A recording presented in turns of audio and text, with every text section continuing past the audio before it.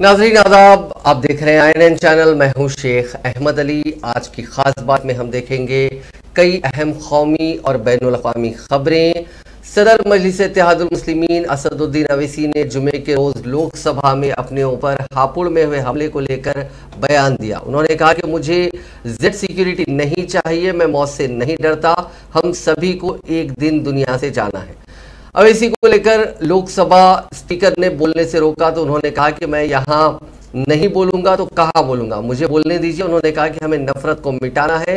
हरिद्वार धर्म संसद में मेरे बारे में क्या क्या कहा गया, मेरे ऊपर गोली चलाने वालों पर UAPA क्यों नहीं लगाया गया, मुझे सिक्योरिटी नहीं चाहिए, मुल्क का गरीब महफूज होना चाहिए। यूपी की जनता गोली चलाने वालों को बुलेट का जवाब बैलेट से देगी, इस बात का यकीन है। दरअसल जुमे के रोज उत्तर प्रदेश के हापुड़ में हमले के बाद वजारत दाखिला ने असदुद्दीन अवैसी को जेड कैटेगरी की सिक्योरिटी दे दी है। इसमें अवैसी के सिक्योरिटी घेर में CRPF के जवान रहेंगे, यानी अवैसी की जेड कैटेगरी सिक्योरिटी में अब 4 से 6 NSG कमांडो और पुलिस एहलकार समेत 22 जवान तैनात रहेंगे। रहना है तो अपनी आवाज उठाना है, मुझे अब जिंदा रहना है तो सरकार किसी के उनके खिलाफ बोलना है, और अगर गोली लगती है तो मुझे कबूल है, मगर मैं घुटन की जिंदगी नहीं गुजार सकता। सर, मेरा मानना यह है कि संविधान में अगर देश के गरीबों को, मजलूमों को, अल्पसंख्यक समाज को सिक्योरिटी मिलेगा तो मुझे मिलेगी। आपकी चिंता हमें है ना सर, मैं सिक्योरिटी दे रहे हैं। सर आपको नहीं सर, देश के गरीब बचेंगे तो मैं बचूंगा। ओवैसी की जान इखलाक पीलू से बढ़कर नहीं है सर। ओवैसी की जान उस वक्त बचेगी जब गरीब की जान बचेगी। इसीलिए मैं आपके जरिए सरकार से अपील करना चाहूंगा कि सर, इस नफरत को खत्म करिए, इस नफरत को खत्म करिए और इस पर आप गौर करिए। मैं नहीं लूंगा सिक्योरिटी, मैं जेड कैटेगरी नहीं चाहता हूं सिक्योरिटी, मुझे ए कैटेगरी का शहरी बनाइए। आप मुझे ए कैटेगरी का शहरी बनाइए ताकि मेरी और आपकी जिंदगी बराबर हो। जब देश के प्रधानमंत्री पर सिक्योरिटी ब्रीच हुआ, अपोजिशन की तरफ से मैंने कहा था कि गलत हुआ, सब सेकुलर पार्टी के लोगों ने कहा कि ओवैसी तुम क्यों बोले। मैंने कहा नहीं, देश का प्रधानमंत्री मेरा है, सिक्योरिटी ब्रीच हुई तो एक्शन लेना चाहिए। मगर 4 मर्तबा के MP पर कोई 6 फीट के फासले से 4 गोली चलाता है। मुझे मौत है, हम सबकी मौत है, मगर मैं इन गोली चलाने वालों से डर कर खामोश नहीं बैठने वाला हूं। और मैं दुआ करता हूं कि उत्तर प्रदेश में पुरअमन पोलिंग होगी इंशाअल्लाह। उत्तर प्रदेश की जनता गोली चलाने वालों का जवाब बैलेट से देगी, नफरत का जवाब मोहब्बत से देगी, और कमजोरों को दबाने का जवाब हिस्सेदारी से देगी। मेरी आपसे गुजारिश है सर कि मुझे जेड कैटेगरी नहीं चाहिए, मैं रिजेक्ट करता हूं। आप इंसाफ करिए सर, उस पर UAPA लगाइए। और इनके दिमाग कौन है? 2 लोग रेकी करते हैं, उनको मालूम कि मैं मीरठ की टोर से आ रहा हूं उस टोल गेट पर, और 6 फीट के फासले पर गोली चलाते हैं। तो आप देख लीजिए सर, आप सरकार के हवाले, अगर आप इंसाफ करना चाहे आप इंसाफ कर सकते, मगर रेडिकलाइजेशन आपको नुकसान पहुंचाएगा और इससे राइट विंग टेररिज्म बढ़ेगा। शुक्रिया। उत्तर प्रदेश पुलिस ने असदुद्दीन अवैसी पर हमला करने वाले 2 हमलावरों शुभम और सचिन को हापुड़ कोर्ट में आज पेश किया। दोनों मुलजिमीन को 14 दिन की अदालती तहवील में भेज दिया गया।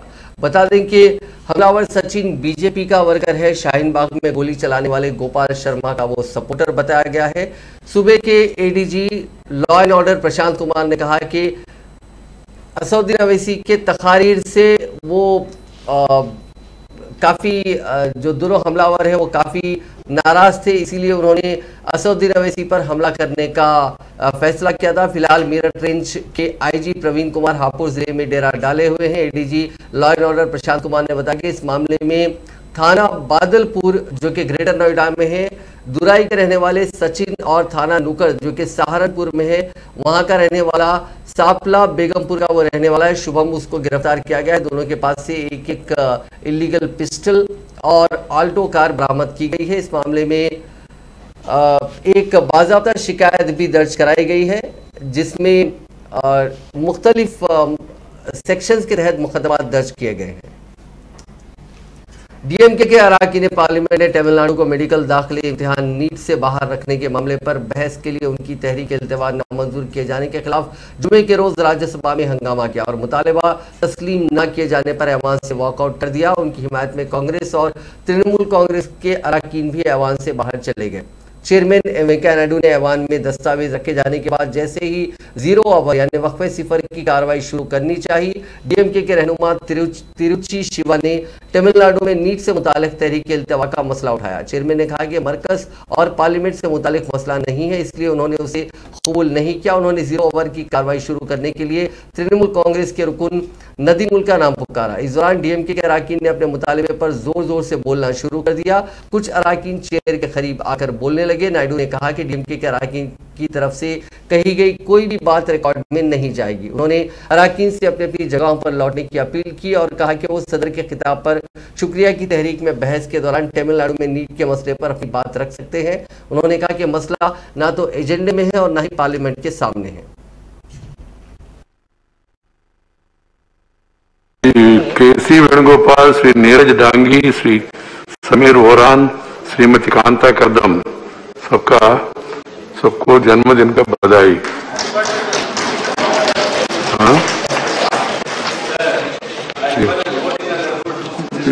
I have not admitted it. It's not a matter to be taken up here because it's not in front of us.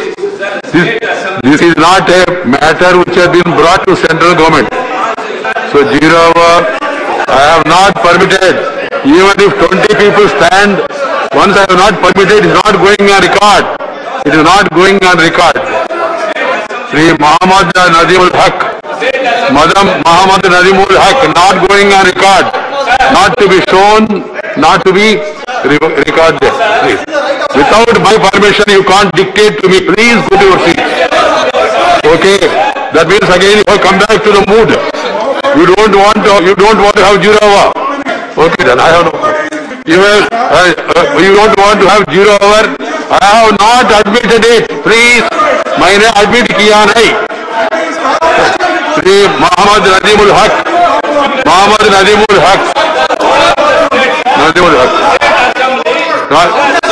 increasing road accidents in the country. Please go to your seat. ऐसा नहीं चलेगा. It's not going to be permitted. Even all of you ask also. The members want 0 hour. Please don't harm the interest of other members. 0 hour members want 0 hour. Please. Yes, sir, please. That's why I called Muhammad Nazimul Haq. Nothing else is going on record. Only Muhammad. Please, you can. Please go to your seats. Don't cause harm to others. Please.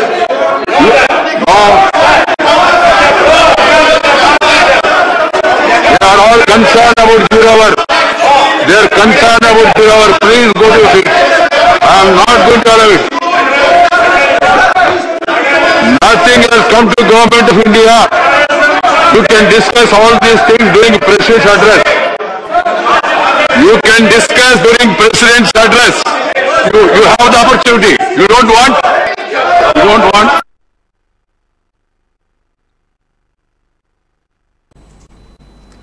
मरकजी हुकूमत ने राज्यसभा को बताया कि वो वज़ीर आज़म नरेंद्र मोदी के वादे के मुताबिक किसानों को उनकी फसलों के लिए मिनिमम सपोर्ट प्राइस देने के मामले पर कमेटी कायम करने के लिए पुरज़्म है और 5 रियासतों के असेंबली इंतखाबात मुकम्मिल होने के बाद ये कमेटी कायम कर दी जाएगी। वज़ीर ज़राअत नरेंद्र सिंह तोमर ने जुमे को राज्यसभा में वक्फे सवालात के दौरान पूछे गए एक सवाल के जवाब में कहा कि वज़ीर आज़म ने तीनों नए ज़रई क़वानीन वापस लेने के वक्त किसानों से MSP के मामले पर कमेटी कायम करने के लिए कहा था। उन्होंने कहा कि इस मामले पर वजारत में काम चल रहा है। MSP की बात की है। मैं आपके माध्यम से देश भर को बताना चाहता हूं कि 18-19 से पहले कोई ऐसा बड़ा मैकेनिज्म नहीं था जिसको MSP को समय समय पर परिमार्जित किया जाए या किसान के लिए लाभकारी बनाया जाए। स्वामीनाथन साहब ने जो रिकमेंडेशन की, उन रिकमेंडेशन में भी 14 रिकमेंडेशन ऐसी थी जिसको अंतर मंत्रालयीन समिति ने उपयुक्त नहीं पाया। उसमें MSP पर 50% मुनाफा जोड़कर घोषित की जाए, ये भी एक रिकमेंडेशन थी। जिसे नहीं माना गया था, लेकिन प्रधानमंत्री नरेंद्र मोदी जी ने उसको बाद में आने के बाद 18-19 में स्वीकार किया और निश्चित रूप से एमएसपी अब बढ़कर मिल रही है। और एमएसपी भारत सरकार का प्रशासनिक निर्णय है। ये निर्णय अनेक वर्षों से चल रहा है और पिछले 7 वर्षों में एमएसपी पर जिंसों की खरीद भी बढ़ाई गई है और एमएसपी को पहले से दोगुने दाम दिए गए हैं। और अभी जो बजट प्रस्तुत हुआ उसमें भी 2,37,000 करोड़ रुपया किसानों को लाभकारी मूल्य के लिए दिया जाए, ये भी प्रावधान किया गया है। जहाँ तक गारंटी कानून का सवाल है तो मैं सदस्य को और देश को और किसान संघों को ये कहना चाहता हूँ कि जब प्रधानमंत्री जी ने इन सब विषयों पर विचार करने के लिए, जैसा मैंने पूर्व में भी कहा, चाहे वो क्रॉप डाइवर्सिफिकेशन हो, चाहे नेचुरल फार्मिंग हो, चाहे एमएसपी को प्रभावी और पारदर्शी बनाने का मामला हो, इस पर एक समिति बनाने की घोषणा की है जिसमें किसान भी होंगे, अर्थशास्त्री भी होंगे, वैज्ञानिक भी होंगे, सरकार के प्रतिनिधि भी होंगे, राज्य सरकार के प्रतिनिधि भी होंगे। ये कमेटी जैसे ही विधानसभाओं के चुनाव निबट जाएंगे, कमेटी के बनाने का मार्ग प्रशस्त होगा और वो कमेटी जो रिकमेंडेशन करेगी उस पर सरकार विचार करेगी। धन्यवाद। एमएसपी वज़ीर-ए-आज़म नरेंद्र मोदी ने मगरबी उत्तर प्रदेश के रायदेहगान से जुमे के रोज वीडियो कॉन्फ्रेंस के जरिए खिताब करते हुए उन्हें झूठ और अफवाहों की सियासत करने और सोशलिज्म के नाम पर अखरबा परवरी को फरोग देने वाली जमातों से होशियार रहने, रियासत में खवातीन की हिफाजत और तरक्की के लिए वोट देने की अपील की। वज़ीर-ए-आज़म ने कहा कि इलेक्शन नई तारीख रकम करेगा और हिस्ट्री शीटर को हिस्ट्री बनाने का इलेक्शन है। इस साल की शुरुआत में मेरा पहला दौरा मेरठ का ही हुआ था।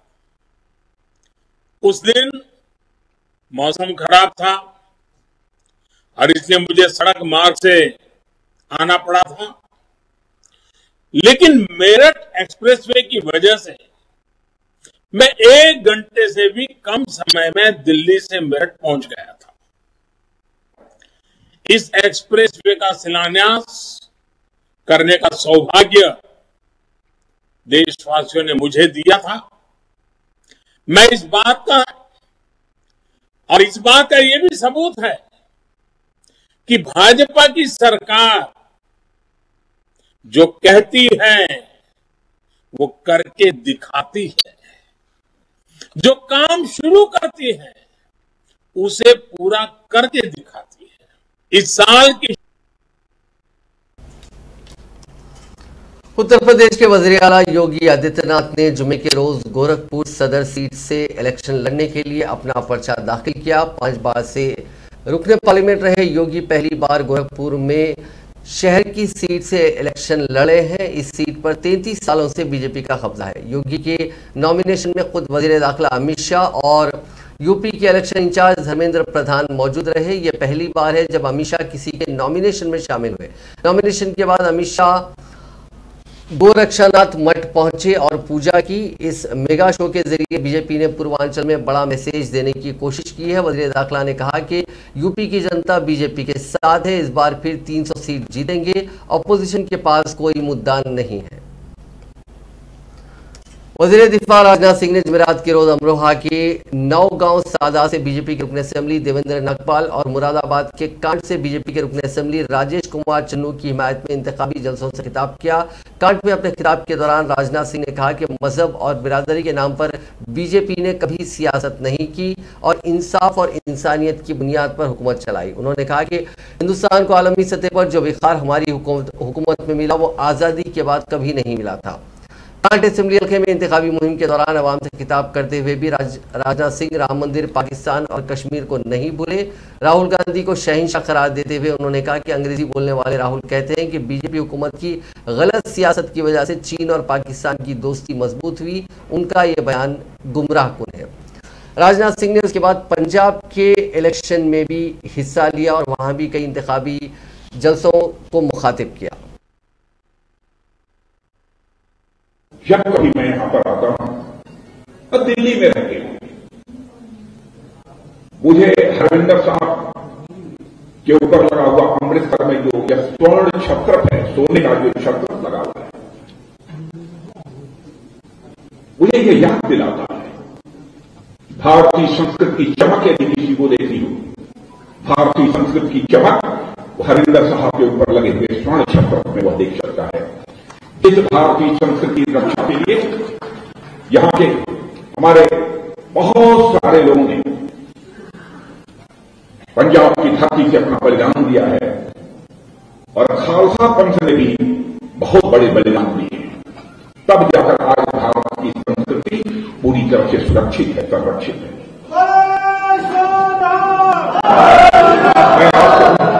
मैं आप सभी बहनों भाइयों से कहना चाहता हूं, दुनिया की बहुत सारी ताकतें हो सकता है ये कोशिश कर रही हैं कि भाईचारे के रिश्ते को तोड़ दिया जाए, लेकिन याद रखना है कि गुरु नानक देव जी को कभी भूलना नहीं है।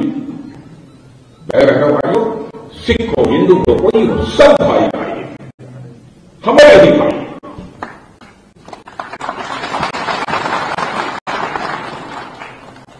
हम अपने सिख समाज का भी बलिदान नहीं भूल सकते। सिख रेजिमेंट हमारे पास है, मैं जाता हूं उनके हौसले को मैं देखता हूं तो मेरा सीना चौड़ा हो।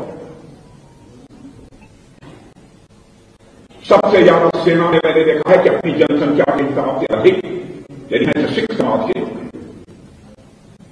और बलिदान भी जनसंख्या के हिसाब से देखा जाए तो सर्वाधिक देने का काम किया है तो सिख समाज ने।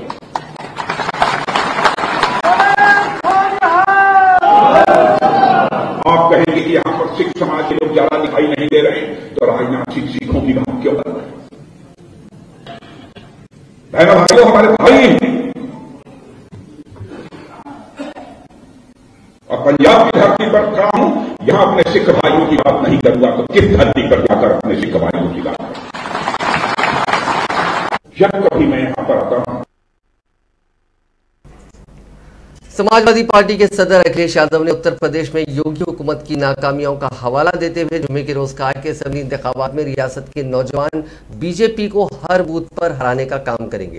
अखिलेश ने राष्ट्रीय लोकदल के सदर जयंत चौधरी के साथ मुश्तरका प्रेस कॉन्फ्रेंस में कहा कि भारतीय जनता पार्टी को तरक्याती कामों से परेशानी है, इसीलिए बीजेपी की योगी हुकूमत ने आगरा की तरक्की को रोक दिया। उन्होंने SPRLD के उम्मीदवारों की जीत की अपील करते हुए कहा कि मखलूत हुकूमत बनने पर आगरा की मुकम्मल तरक्की होगी। इस दौरान दोनों रहनुमाओं ने आगरा जिले में इत्तेहाद के तमाम उम्मीदवारों के लिए अवामी हिमायत की अपील की। उत्तर प्रदेश में इंतखाबी तशहीर के दौरान कांग्रेस जनरल सेक्रेटरी प्रियंका गांधी से कई ऐसे लोग मिल रहे हैं जो मुल्क का मुस्तकबिल है, लेकिन उन लोगों के मुस्तकबिल में हुकूमत रखना अंदाज बनी हुई है। इसी सिलसिले में अब प्रियंका गांधी की मुलाकात एक ऐसे नौजवान से हुई जो गुज़िश्ता कई सालों से फौज की तैयारी कर रहा है, लेकिन गुज़िश्ता 3 सालों में भर्ती ना निकलने को लेकर हुकूमत से नाराज है। उस नौजवान ने प्रियंका गांधी से अपनी परेशानी बयान की और बताया कि किस तरह मायूस होकर नौजवान अब खुदकशी करने पर मजबूर हो रहे हैं।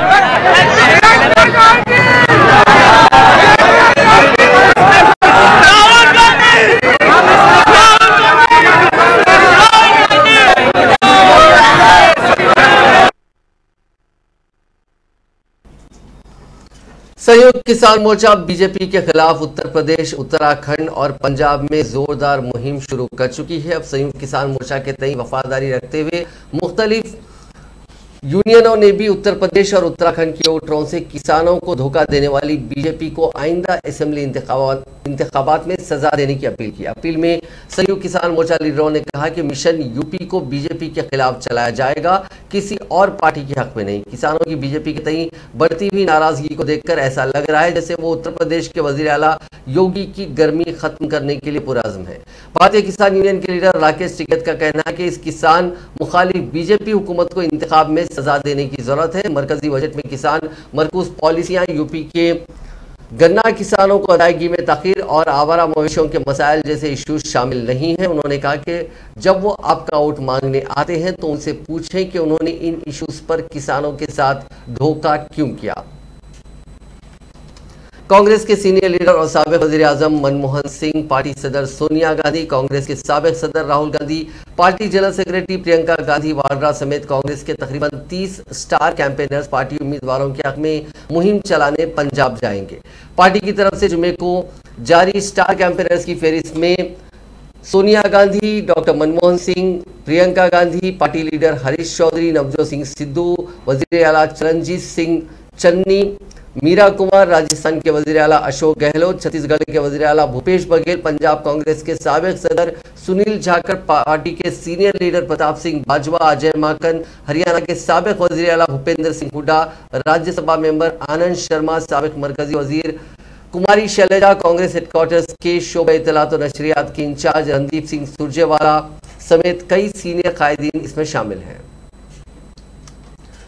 पार्लियामेंट के बजट इजलास के दौरान चाशुम्बे के रोज लोकसभा में सदर जमहूरिया के खुतबे पर शुक्रिया की तहरीक पर बहस के दौरान कांग्रेस लीडर राहुल गांधी ने मरकजी हुकूमत को निशाना बनाया और उनका हमला करने का सिलसिला लगातार जारी है। राहुल गांधी ने अब एक ट्वीट में मोदी हुकूमत पर इल्जाम आयद किया कि उसने सबसे ज्यादा रोजगार पैदा करने वाले गैर मुनज़्ज़म शोबे और MSMEs को तबाह कर दिया है। उन्होंने मजीद कहा कि उसका नतीजा ये है कि अब हिंदुस्तान में तैयार करो और चीन से खरीदो, यानी इंडिया के लिए जुमले और चीन के लिए नौकरियां। उन्होंने ट्वीट में लिखा कि हिंदुस्तान के लिए जुमले, चीन के लिए नौकरियां। मोदी हुकूमत ने सबसे ज्यादा रोजगार पैदा करने वाले गैर मुनज़्ज़म शोबे और MSMEs को तबाह किया है, जिसका नतीजा अब ये है कि मेक इन इंडिया अब चीन से खरीदे। ट्वीट के साथ राहुल गांधी ने एक वीडियो भी शेयर की है जिसमें ग्राफिक्स के जरिए उनकी मनमोहन हुकूमत और मोदी हुकूमत का मवाजना किया गया है।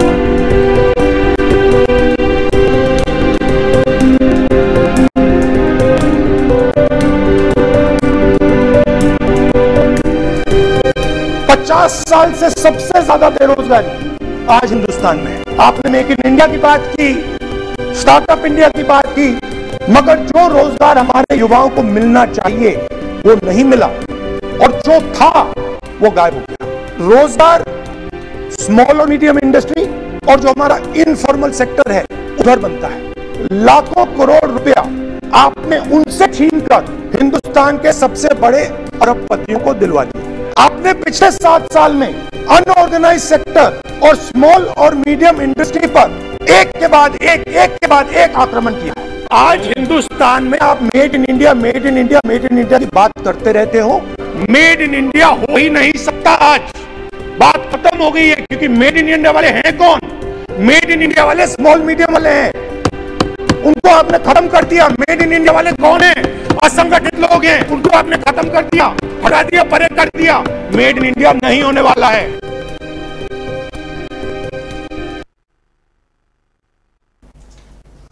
एनफोर्समेंट डायरेक्टरेट ने आधी रात को सैंड माइनिंग माफिया के मामले में पंजाब के वजीर आला चरणजीत चन्नी के भांजे भूपेंद्र हनी को जालंधर कोर्ट उसको गिरफ्तार किया था। उसे कोर्ट में पेश किया गया और 8 फरवरी तक ईडी की रिमांड में उन्हें भेज दिया गया। इस दौरान वो 2 घंटे रोजाना अपने अफराद खानदान से मिल सकेंगे। कोर्ट में बहस के बाद हनी का 4 दिन का रिमांड दे दिया गया। हनी को जुमेरात को ईडी ने जालंधर में पूछताछ के लिए बुलाया था, जहां उनसे करीब 7 से 8 घंटे पूछताछ की गई। जवाबों से ईडी मुतमईन नहीं हुई और उन्हें गिरफ्तार कर लिया। उन्हें रात करीब 1 बजे मेडिकल जांच के लिए जालंधर अस्पताल ले जाया गया। ईडी ने 18 जनवरी को भूपेंद्र हनी और उनके साथियों के ठिकानों पर मोहाली और लुधियाना में रेड की थी। इस दौरान 10 करोड़ कैश, 12 लाख की रोलेक्स घड़ी, 21 लाख का सोना बरामद किया गया था। ईडी ने 8 करोड़ हनी के मोहाली के होमलैंड में वाक़ घर और 2 करोड़ उसके पार्टनर संदीप के लुधियाना में वाक़ ठिकाने से बरामद किए थे। पंजाब के वज़ीर आला चरणजीत चन्नी के भांजे पर ईडी का शिकंजा कसते ही आम आदमी पार्टी के कन्वीनर और दिल्ली के वज़ीर आला अरविंद केजरीवाल ने भी मोर्चा खोल दिया। अरविंद केजरीवाल ने ट्वीट करके कहा कि क्या पंजाब के लोग ऐसे शख्स को सीएम बनाना चाहेंगे जिस पर रेती की चोरी और ट्रांसफर पोस्टिंग में रिश्वत लेने के संगीन इल्जाम थे। ये बात उन्होंने आज एक ट्वीट करते हुए कही। महाराष्ट्र के शहर पुणे के इलाके यरवदा में जुमेरात की देर रात एक जेर तामीर इमारत ढहने से 6 मजदूरों की मौके पर ही मौत हो गई और दीगर 5 जख्मी हो गए। पुलिस ने जुमे को इतला दी। उन्होंने बताया कि यरवदा के शास्त्री नगर में जेर तामीर इमारत के बेसमेंट में जुमेरात की देर रात तामीराती काम जारी था। इस दौरान लोहे की सरिया से बनाई गई भारी भरकम जाली नीचे काम करने वाले मजदूरों पर गिर गई। हादसे में 6 मजदूरों की मौके पर ही मौत हो गई और दीगर 5 जख्मी हो गए। तमाम जख्मियों को सासवन के सरकारी अस्पताल में दाखिल कराया गया है। गुना में लड़की से छेड़छाड़ के शक में एक नौजवान को बहुत बुरी सजा दी गई। लड़की के घर वालों ने नौजवान की हाथ पैर बांधकर उसे सड़क पर घसीटा और बेदम होने तक पीटा। भीड़ के बीच एक लड़की ने भी लाठियों से उस पर ताबड़तोड़ वार किए। इस दौरान नौजवान का बेटा और बीवी उसे छुड़ाने के लिए मिन्नतें करते रहे। 7 साल का बेटा कहता रहा कि उसके बाप को छोड़ दिया जाए, लेकिन मुलजिमीन का दिल नहीं पसीजा। इस दौरान सड़क पर मौजूद कुछ लोग इस बर्बरियत का वीडियो बनाते रहे। मामला शहर के नालाखेड़ी इलाके का है। ये वीडियो सोशल मीडिया पर काफी वायरल हो रहा है। नीट पीजी 2022 के इम्तिहानात मरकजी वजारत सेहत ने आज मुलतवी कर दिए हैं। 12 मार्च को होने वाले इम्तिहानात को 6 से 8 हफ्तों के लिए टाल दिया गया है। अब जल्द ही नई तारीख का ऐलान किया जाएगा। 6 MBBS तुलबा की जानिब से दायर एक पिटीशन पर सुप्रीम कोर्ट ने आज सुनवाई की थी, जिसमें 12 मार्च को होने वाले इम्तिहानात को कुछ हफ्तों के लिए मुलतवी करने के लिए दरखास्त की गई थी, जिसके बाद हुकूमत ने इन इम्तिहानात को मुलतवी करने का फैसला किया। हिंदुस्तान में अक्सर जहरीली शराब के इस्तेमाल से हलाकतें होती हैं, मगर इस बार जुनूबी अमेरिका के मुल्क अर्जेंटाइन में जहरीली कोकेन के इस्तेमाल से 20 से ज्यादा अफराद के हलाक होने की इत्तला मौसूल हुई है। ब्यूनस आयर्स में जहरीली कोकेन के इस्तेमाल से अब तक 23 अफराद लुक़्मे अजल बन चुके हैं, जबकि 80 से ज्यादा अफराद अस्पतालों में जेर इलाज हैं। एक मीडिया चैनल ने रिपोर्ट दी है कि जुमेरात को देर गए जो इत्तलात आई है, उसके मुताबिक जहरीली अशिया के नए केसेस की निगरानी के लिए एक स्पेशल टीम तश्कील दी गई है। माहिरीन कोकेन में मिलावट वाले मादे का सुराग लगाने की कोशिश कर रहे हैं। अब नजर डालते हैं कोरोना से जुड़े आंकड़ों पर। पिछले 24 घंटों में दुनिया भर में कोरोना के 31,46,359 नए मामले दर्ज हुए। इसी दौरान 12,160 अफराद ने अपनी जान गंवाई। इस इजाफे के बाद दुनिया भर में कोरोना के मुतासरीन का मजमूई आंकड़ा 38,94,05,917 हो गया, जबकि अमवात की तादाद बढ़कर 57,33,781 हो गई। दुनिया भर में फिलहाल 7,51,71,040 अफराद का इलाज जारी है।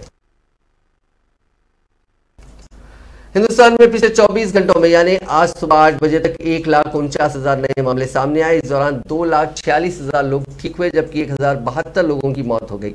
इससे एक दिन पहले यानी 4 जुम्मे के रोज 1,72,000 केसेस मिले थे। पिछले दिन के मुकाबले 23,039 कम नए केसेस मिले हैं, यानी 13.36% कम नए केसेस मिले हैं। तीसरी लहर में पहली बार नए केसेस 1.5 लाख से कम मिले हैं। नाज़रीन, आज की खास बात में बस इतना ही। आपसे मुलाकात नए एनालिसिस के साथ। फिलहाल दीजिए इजाजत। खुदा हाफिज।